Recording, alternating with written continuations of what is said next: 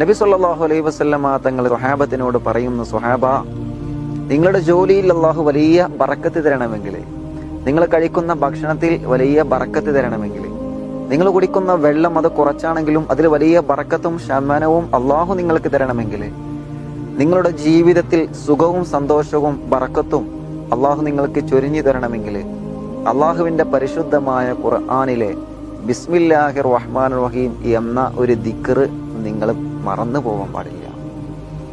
അഥവാ ജോലിക്ക് പോകുമ്പോൾ വീട്ടിൽ നിന്ന് ഇറങ്ങുമ്പോൾ ബിസ്മി ചൊല്ലിയിട്ട് ഇറങ്ങുക. ബിസ്മില്ലാഹിർ റഹ്മാനിർ റഹീം എന്ന് ഒരാള് ചൊല്ലിയിട്ട് വീട്ടിൽ നിന്ന് ജോലിക്ക് ഇറങ്ങിയാല്, അല്ലെങ്കിൽ ഏത് ജോലി തുടങ്ങുമ്പോഴും ബിസ്മി ചൊല്ലിയിട്ട് തുടങ്ങിയാല് ഉറപ്പാണ് ആ ജോലിയിൽ അല്ലാഹു ബറക്കത്ത് നല്ലോണം തരും.